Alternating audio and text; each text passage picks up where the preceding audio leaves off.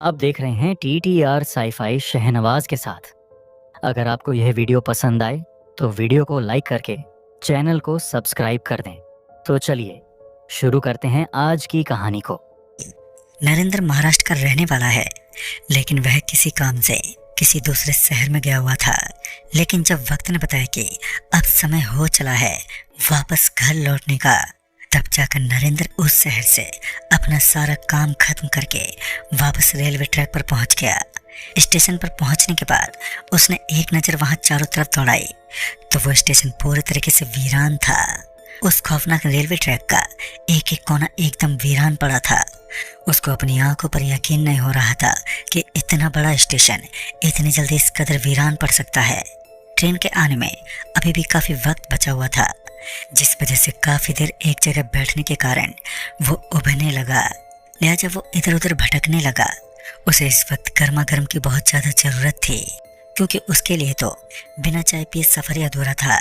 वो अपनी तिरछी नजरों के साथ उस स्टेशन के एक एक कोने को परखने लगा, लेकिन एक बार फिर पूरा का पूरा स्टेशन किसी सुनसान की तरह एकदम वीरान पड़ा हुआ था। दूर दूर तक रोशनी का कोई संकेत नहीं था।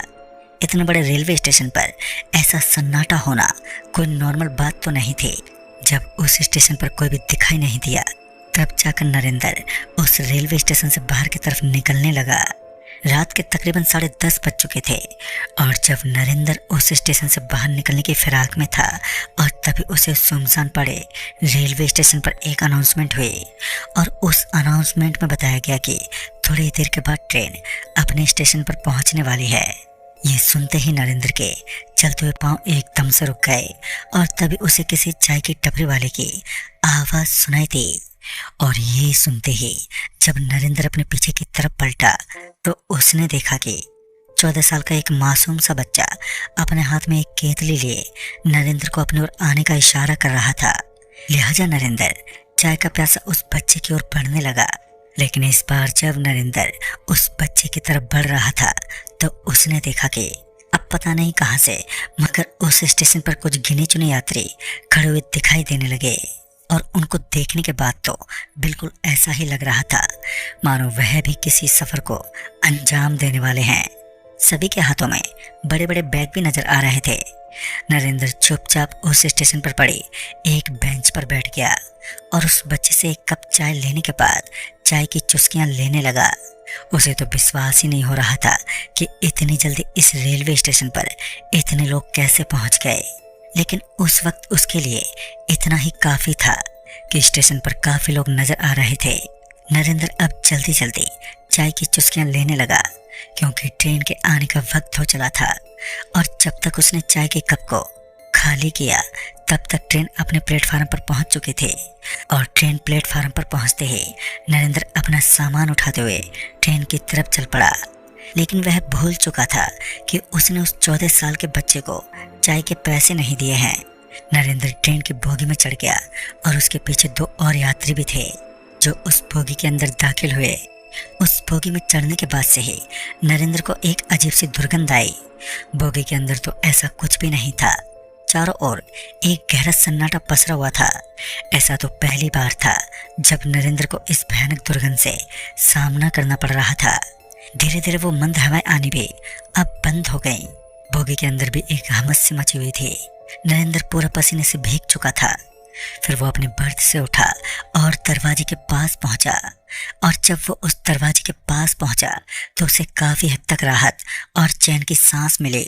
वो आराम से वहीं खड़ा होकर ठंडी ठंडी हवाओं में मग्न हो गया। थोड़ी देर के बाद ही एक आदमी नरेंद्र को हाथ लगाते हुए बोला, अरे आप यहाँ पर क्यों खड़े हो? अंदर आइए, जानते नहीं आप इस दुनिया में बोगी के पास खड़ा होना भी मना है। नरेंद्र उस शख्स को घूरते बोला, क्या कौन सी दुनिया की बात कर रहे हैं आप? नरेंद्र का डरावनापन देखकर वो आदमी बोला, लगता है तुम इस ट्रेन में पहली बार बैठे हो। नरेंद्र उस आदमी की बातों को सहज से समझ नहीं पाया। वो चुपचाप उस बोगी में खड़ा रहा, लेकिन कहीं ना कहीं अब उसके मन में भी गहरे सवाल बैठ चुके थे, जैसे कि अब वो किस स्थान पर है, क्या वो सही सलामत अपने घर तक पहुंच भी पाएगा या नहीं। इसी तरह वो किसी गहरी सोच को सोचता हुआ ट्रेन के बाहर देखने लगा, क्योंकि बाहर की ओर एक ऐसा नज़ारा था जो नरेंद्र अपनी इस छोटी सी लाइफ में पहली बार देख रहा था। क्योंकि उसने देखा कि जंगलों से घिरे इस इलाके में एक भी लाइट नहीं थी और जिस तरह के पेड़ नजर आ रहे थे वो काफी घने होने के साथ साथ विशाल आकृति से बने हुए थे और उन सभी का रूप कहीं ना कहीं अजीब ही लग रहा था। उन पेड़ों की शाखाएं काफी दूर दूर तक फैली हुई थी और इसी बीच बोगी के अंदर से एक आवाज आई कि सभी बोगी के अंदर घुस जाओ, अब तूफान का आतंक मचने वाला है। उस आदमी की ये बातें सुनकर तो नरेंद्र की कपकपी छूटने लगी। उसे इन बातों पर अब काफी विश्वास होने लगा, क्योंकि उसे भी ऐसा लग रहा था कि वो किसी अनजानी जगह पर फंस गया है और इस जगह से निकलना उसके लिए बहुत ही मुश्किल था। लेकिन नरेंद्र इस सोच में डूबा हुआ था कि मौका मिलते ही वह उस ट्रेन की बोगी से नीचे कूद जाएगा। लेकिन इस वक्त ट्रेन बहुत ही स्पीड में आगे बढ़ रही थी।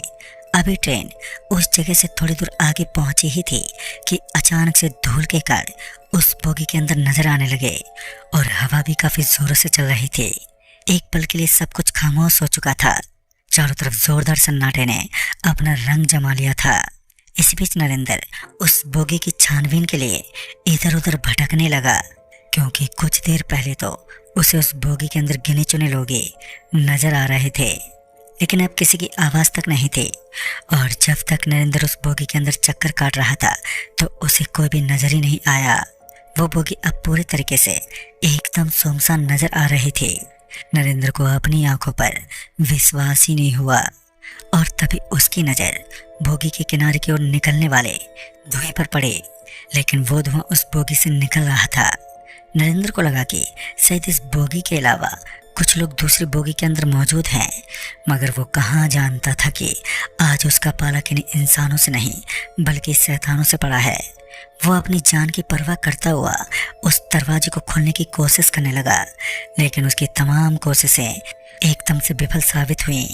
हिम्मती नरेंद्र अब रोने की हालत में आ चुका था, लेकिन अभी तो कुछ ऐसे खौफनाक मंजर बाकी थे जिन्हें देखने के बारे में कोई इंसान सपने में भी ना सोच पाए। जब उसे ऐसा लगने लगा कि अब इस बोगी को खोल पाना उसके बस की बात नहीं है, तो वह वापस आकर उसी बोगी के अंदर बैठ गया जिस बोगी के अंदर वो बैठा हुआ था। समय बीतने के साथ ही अब रात घनी हो चुकी थी। चारों तरफ इतना जोर का अंधेरा था कि साफ साफ बोगी का दरवाजा देख पाना भी बहुत ही मुश्किल था कि तभी नरेंद्र के पैर पर कुछ जोर से गिर पड़ा। और जब नरेंद्र ने अपने पैर की तरफ देखा तो अंधेरा होने की वजह से वह साफ साफ देख नहीं पाया, लेकिन उसे पूरे तरीके से विश्वास तो हो चुका था कि वह असल में किन्हीं शैतानी शक्तियों के चंगुल में फंस चुका है और यहाँ से बचकर निकलना अब उसके लिए बहुत ही मुश्किल होने वाला है। अभी वह खौफनाक सोच में डूबा हुआ था कि अचानक किसी ने उसके हाथ को पकड़ते हुए कहा, अगर यहाँ से बचकर निकलना है तो इस बोगी से नीचे कूद जाओ, और अगर इस बोगी से नीचे कूद गए तो तुम्हारी हड्डी पसली खंडर बन जाएगी। नरेंद्र को समझ ही नहीं आ रहा था कि आखिर वह आदमी उसकी मदद करने आया है या फिर उसे डराने के लिए। नरेंद्र अपनी हैरानी भरी निगाहों से देखते बोला, आप कौन हो और आपको कैसे पता कि मैं इस ट्रेन के अंदर फंस गया हूँ? तो सामने से कुछ जवाब नहीं मिला, मगर इस बार उसने अपने फोन की टॉर्च ऑन की और चारों तरफ के माहौल को पढ़ने लगा, लेकिन तभी उसे कोई नजर ही नहीं आया। फिर उसकी नजर उस बोगी के अंदर बैठी हुई एक औरत पर पड़ी जो उस ट्रेन की बोगी के एक कोने से चिपक कर बैठी हुई थी। नरेंद्र कुछ पल के लिए उस औरत को देखकर सहम उठा और जब उस औरत ने अपनी मुंडी को पीछे की तरफ घुमाना शुरू किया तो नरेंद्र की कपकपी छूट गई, क्योंकि इस बार उसने देखा कि उस औरत के चेहरे पर खून लगा हुआ था और उसके पीछे की तरफ किसी का कटा हुआ हाथ पड़ा था। शायद वह उसी हाथ को चबा रही थी और उस कोने में किसी मनुष्य का कटा हुआ धड़ पड़ा था जो दिखने में बहुत ही भयानक लग रहा था। नरेंद्र एक जोरदार चीख के साथ वापस पीछे की तरफ हटने लगा और उसके पास सीधा वो नीचे गिर पड़ा।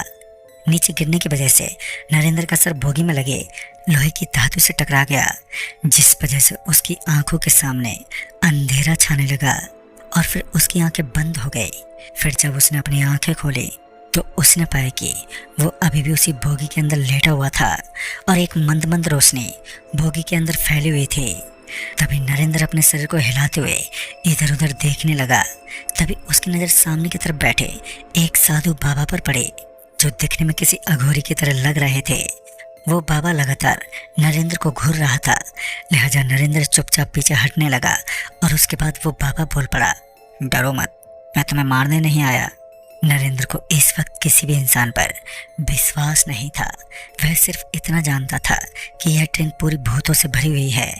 और जब उसने एक नज़र बाहर की तरफ मारी तो उसकी आंखें फटी की फटी रह गईं। दरअसल उसने देखा कि वहां चारों तरफ उजाला छाया हुआ था। ऐसा लग रहा था मानो अब उस जगह पर सूर्य उदय हो चुका है और रोशनी से भरी वो दुनिया सच में काफी अजीब लग रही थी। लेकिन यह सिर्फ एक पल की रोशनी थी। थोड़ी देर के बाद चारों तरफ दिखाई देने वाली रोशनी एकदम से गायब होने लगी और एक बार फिर चारों ओर का माहौल सन्नाटे में डूब गया। एक बार फिर अंधेरे की बौछार इस कदर छाई हुई थी मानो अंधेरे के अलावा इस धरती पर अब कुछ बचा ही नहीं है। जोरदार अंधेरे के बीच नरेंद्र कसकते हुए पीछे की तरफ चलता जा रहा था, लेकिन उस अघोरी बाबा की अनोखी बातों ने नरेंद्र के बढ़ते हुए कदम एकदम से रोक दिए। और बाद में जब नरेंद्र की आंखें उस बाबा के सामने पड़ी तो भगवान की एक मूर्ति पर गई तो उसकी आंखें फटी की फटी रह गईं, क्योंकि उसने देखा कि वो बाबा उसी की पूजा में लीन थे। तभी नरेंद्र को लगा उसकी जान बचाने का बस यही रास्ता है, तो वह जल्दी से भागता हुआ उन बाबा की तरफ बढ़ने लगा। लेकिन पता नहीं कहां से किसी ने उसका शर्ट एकदम से जकड़ लिया और जब वो अपने पीछे देखने लगा तो उसे कोई भी नहीं दिखा, मगर उसका शरीर अब उसके कंट्रोल में नहीं था।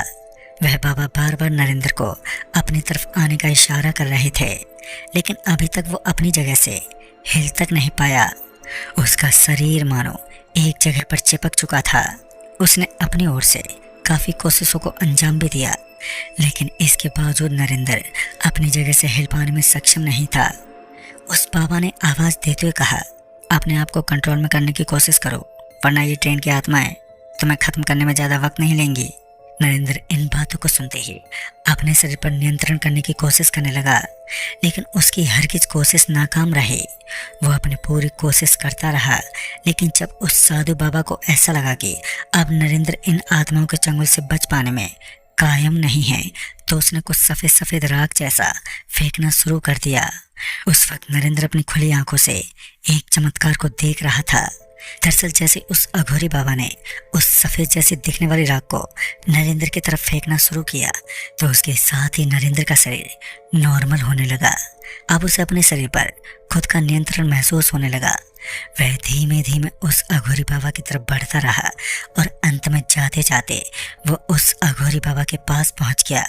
तभी उस बाबा ने नरेंद्र को एक चेयर पर बैठने का इशारा किया। नरेंद्र भी उस घेरे के अंदर बैठ गया। उस घेरे में बैठने के बाद उसे राहत की सांस मिली, लेकिन उसके दिल में खौफ की धारा तो अभी भी लगातार बहती जा रही थी। उस शांत माहौल के बीच नरेंद्र किसी मूर्ति की तरह खड़ा रहा, लेकिन अभी भी इस बात को जान नहीं पाया था कि आखिर उसे इस ट्रेन से बाहर कैसे निकलना है। एक बार फिर जब नरेंद्र ट्रेन से बाहर का नज़ारा देखने लगा तो इस बार उसने पाया कि ट्रेन एक पुल के ऊपर से गुजर रही थी और इसी बीच उस अघोरी बाबा ने नरेंद्र की आंखों में कुछ फेंक दिया, जिस वजह से नरेंद्र की आंखों में बहुत ही जोर की जलन होने लगी और उस जलन के कारण नरेंद्र की आंखें कुछ देर के लिए एकदम से बंद हो गई। और जब उसने अपनी आंखें खोली तो अब की बार उसने देखा कि वो उसी स्टेशन पर बैठा हुआ था जिस स्टेशन से वो ट्रेन में दाखिल हुआ था। लेकिन इस बार देखने में वो स्टेशन किसी खंडर की तरह लग रहा था। लेकिन बाद में नरेंद्र उस स्टेशन से बाहर निकला और भागते हुए एक सड़क के पास पहुंच गया। जब नरेंद्र उस सड़क के पास पहुंचा तो उसने पाया कि वहां पर एक चाय वाले का ठेला लगा हुआ था। तभी उसने उस चाय वाले को पूरी बात बताई और ये बातें सुनने के बाद उस चाय बेचने वाले व्यक्ति ने एक ऐसी बात बताई जिसे सुनकर नरेंद्र के होश उड़ गए, क्योंकि उस चाय वाले का मानना था कि असल में वो कोई स्टेशन नहीं है बल्कि एक खौफ है। लेकिन उस दिन उस चाय वाले ने भी नरेंद्र को सारी बातें नहीं बताई। खैर अब जो हुआ सो हुआ। पर दोस्तों आज भी लोगों का मानना है कि उस पुराने पड़े स्टेशन पर नकली रेलगाड़ी चलती है। तो दोस्तों इस कहानी में बस इतना।